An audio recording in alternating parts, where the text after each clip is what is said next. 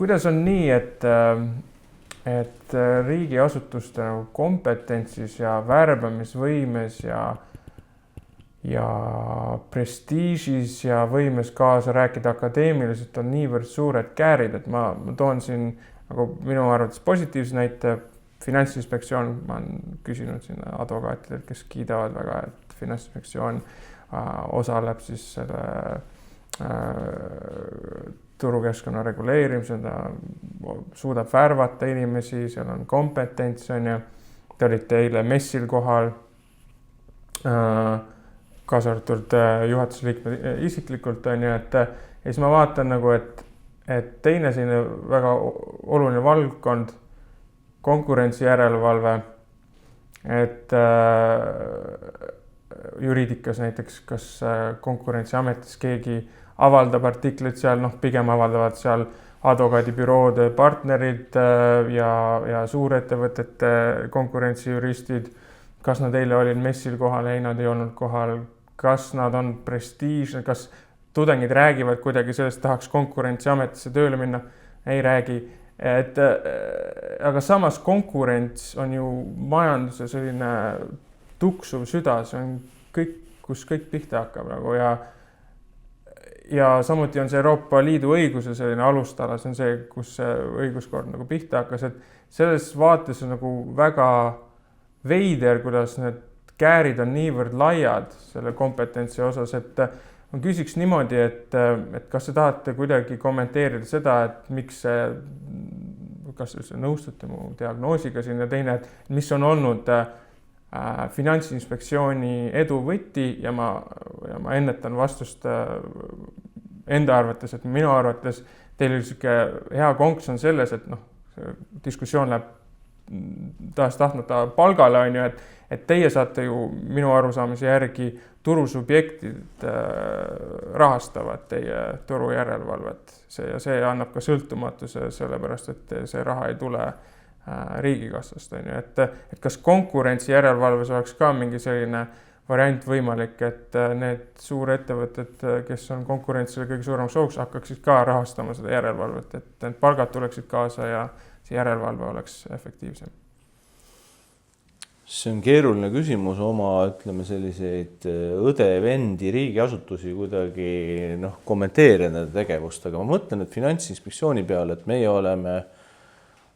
22 aastat tegutsenud, eks, ja seal siis on üks,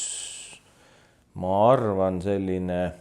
võti on olnud, et meil on meie juhtimisstruktuur, eks, et meie oleme siis Keskpanga ja valitsuse ühisettevõte, eks ju, nii võib öelda, et meil on nõukogus nad mõlemad esindatud ja nad peavad mõlemad kokku leppima, kes siis peaks olema inspektsiooni juhatuse liikmed, eks. Ja kuidagi, ütleme, on juhtunud nii, aga ma usun, et see kõlab nüüd nõmedalt, aga nii on. Nõukogu liikmete tarkusest on see läinud nii ja ma arvan, et see tarkus baseerub Eestiga kogemustel finantskriiside lahendamisest ja nii edasi. On läinud nii, et valitakse juhatusse tehnokraate, eks. Me ei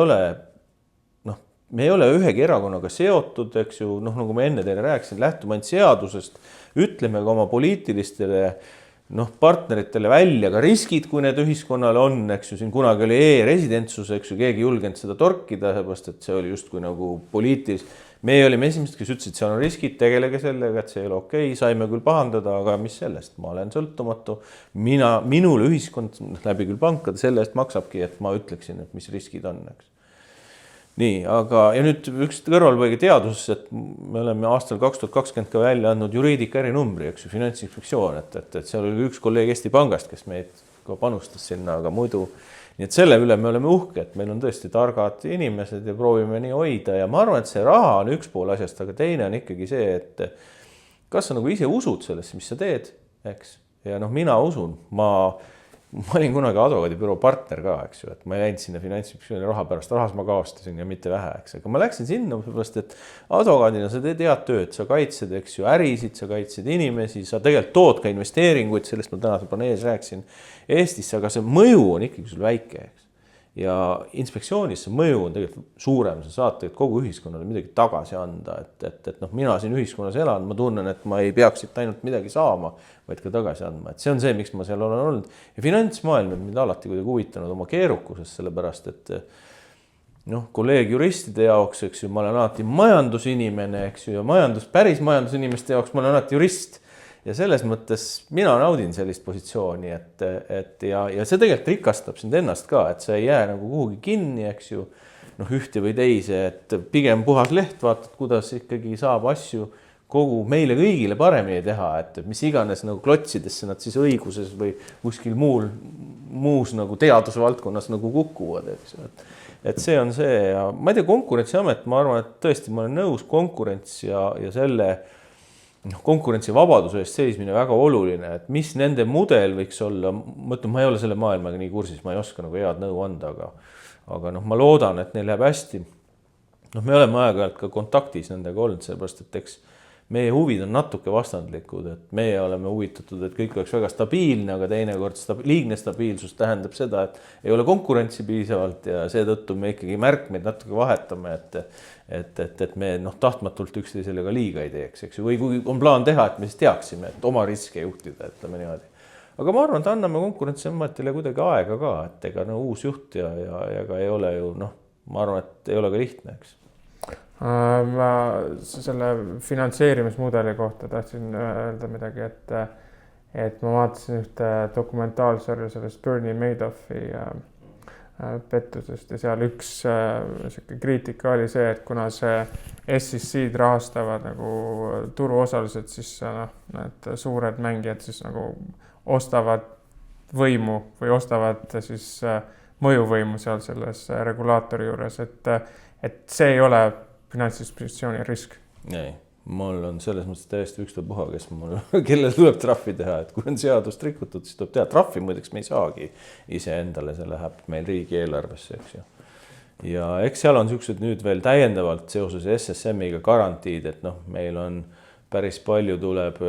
suurpankade finantseerimist, aga suurpangad on meil kapitalijärelevalve osas on nad hoopis ECB või Euroopa Keskpanga nii-öelda juriidilises pädevuses, eks ju, faktilist tööd teeme küll meie, eks.